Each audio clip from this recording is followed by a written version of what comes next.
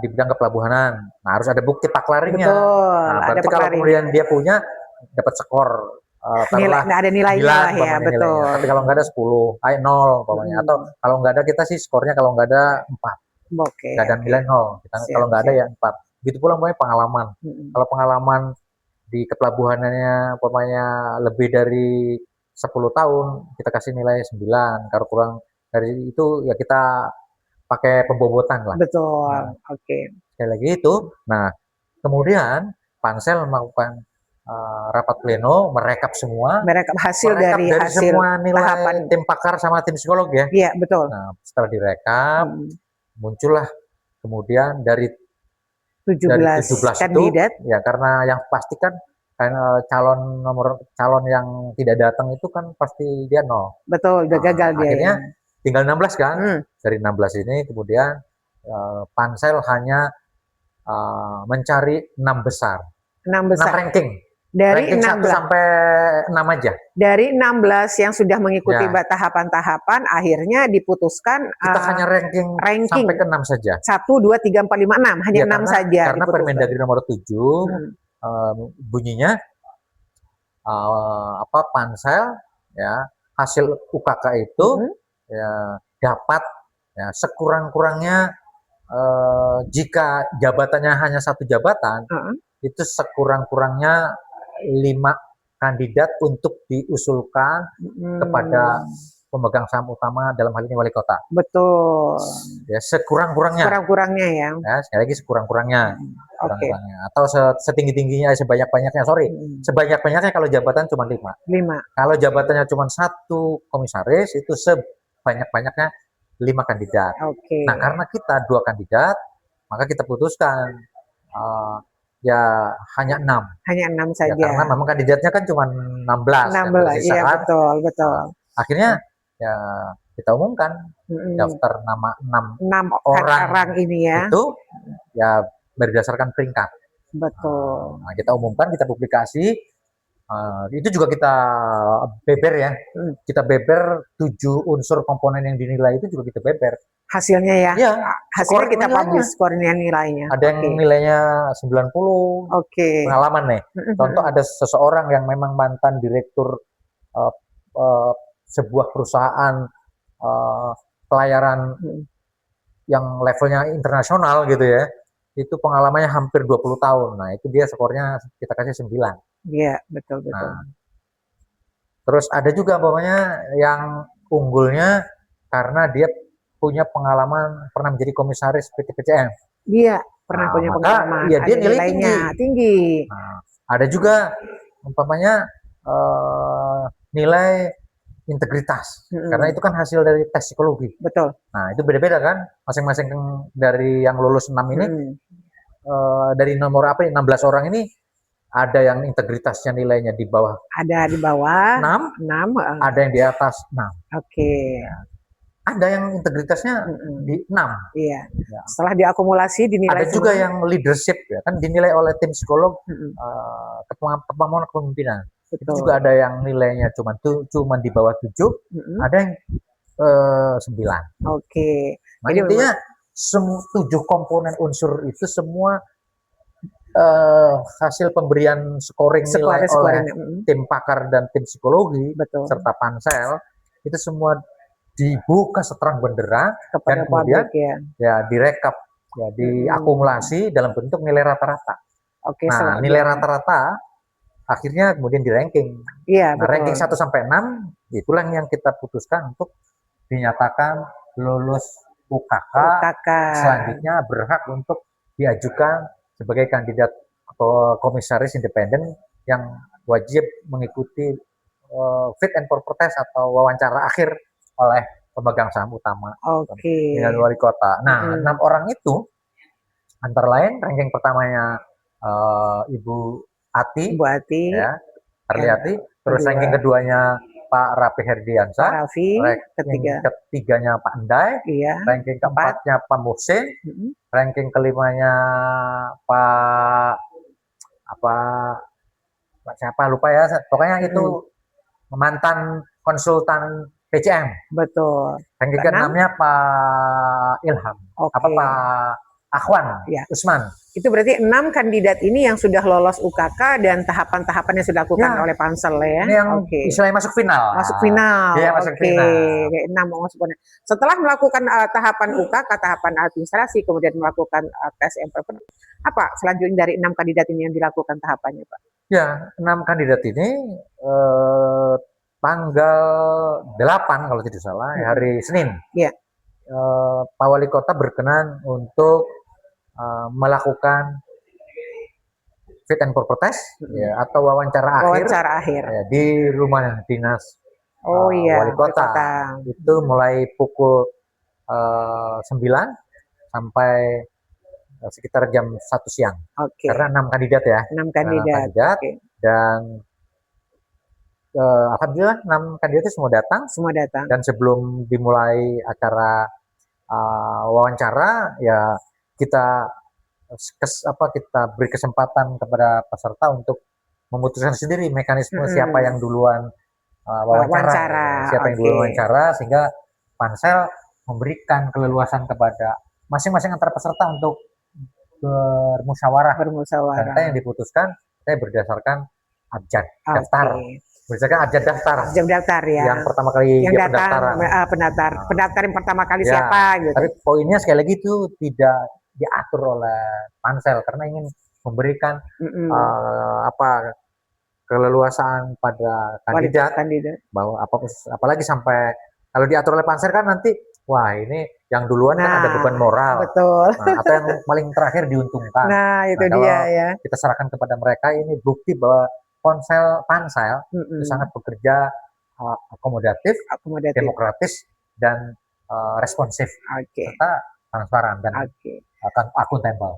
Setelah 6 kandidat wawancara dengan Pak Wali Kota, apa yang dihasilkan, Pak? Ya, setelah karena wawancara dengan Pak Wali Kota, satu hal sahabat jurnal KUHP, selalu Pak Wali Kota setiap fit and proper test atau setiap wawancara akhir dari semua pansel yang saya ikuti, ya, baik itu pansel Dirut BPRS Cilegon Mandiri, pengawas PDAM, pansel PCM, ini selalu Wali Kota meminta agar didampingi oleh pansel. Oh iya. Jadi wawancara oleh Wali Kota itu selalu sekali lagi tidak sendirian.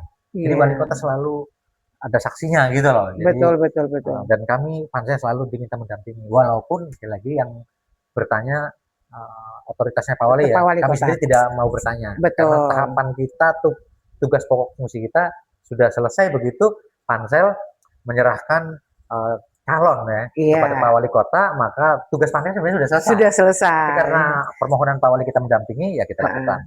Berikutnya, nah inilah kemudian sahabat jurnal KUHP di media ini sejak pengumuman, sejak wawancara akhir dengan pemegang saham utama Pak Wali Kota, ternyata animo masyarakat ya, luar biasa. Cilegon luar biasa untuk segera menantikan siapa yang terpilih oleh sebenarnya Wali Kota untuk menduduki komisaris independen yang 2 orang ini. Ya posisinya kan 2. Betul. Siapa?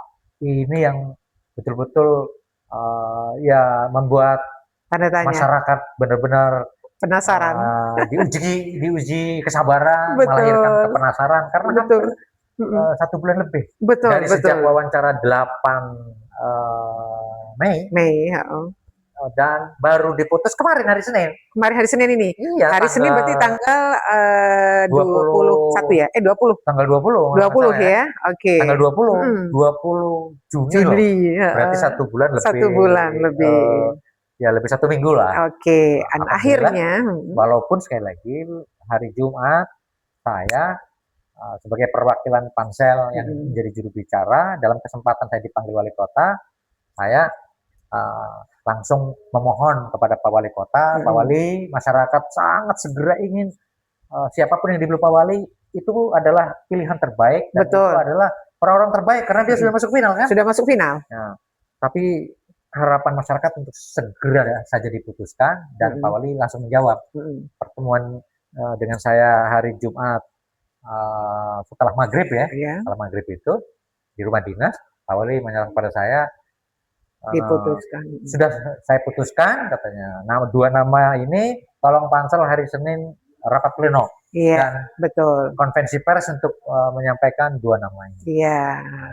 Dan jadi hari Senin kita rapat kemarin tanggal 20 mulai pukul 11. Betul. Kita rapat pleno ya untuk membuatkan berita acara penetapan dan pengumuman berdasarkan SK Wali Kota memilih pansel. Dan sebenarnya yang diputuskan pertama, Pak Wali ternyata mengacu kepada ranking berdasarkan hasil UKK.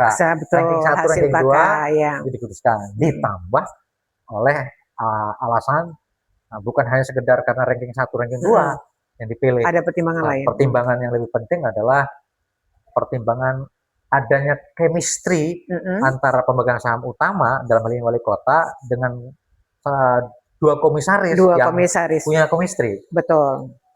Chemistry-nya sudah terbangun lama. Berikutnya juga tentu karena kepercayaan.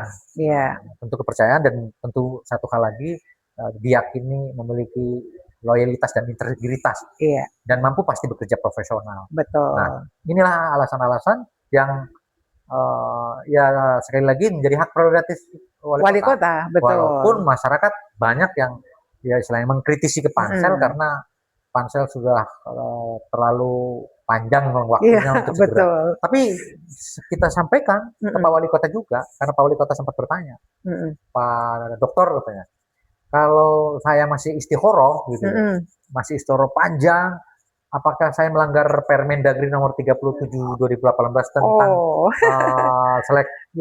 mekanisme seleksi kepengurusan dalam BUMD? Betul. Nah, kita jawab tidak ada. Tidak ada batasan atau deadline pemegang saham utama kapan secepat-cepatnya atau selambat-lambatnya nggak ada. Betul. Itu semua menjadi otoritas pemegang saham atau dalam hal ini kepala daerah, karena ini adalah badan usaha milik daerah. Nah, sekali lagi, sahabat jurnal KUHP ini penting lewat jurnal KUHP podcast ini mengedukasi seluruh masyarakat bahwa yang di Permendagri ini memang tidak diatur deadline itu, sehingga kalaupun lama banget, ya saya lagi ya tidak ada pelanggaran apapun Wali Kota pemegang saham utama. Ya. Dan tentu kita harus hormati bahwa lama ini bukan berarti gampang mengambil keputusan atau tidak tegas. Kenapa? Karena tentu saja setiap orang harus dihargai untuk melakukan kontemplasi, perenungan. Dalam bahasa seorang muslim yang hebat seperti Wali Kota itu istikharah. Nah, ini yang harus ditradisikan menurut saya. Iya, betul. Karena dalam Islam kan justru ketergesa-gesaan itu justru bagian dari perbuatan syaitan. Dan jangan-jangan Pak Wali terinspirasi dengan ajaran itu daripada tergesa-gesa. Gitu. Lebih baik lambat tapi pasti. Lambat, tapi itu pada akhirnya meyakinkan beliau sebagai user. Betul. Nah, demikian. Akhirnya. Dan sudah kita umumkan, dan kemarin kan hari Senin kita umumkan semua di beberapa teman-teman yang kemarin konferensi pers di media online, di media cetak. Pak Ibu Ati dan para PH ini sudah kita umumkan.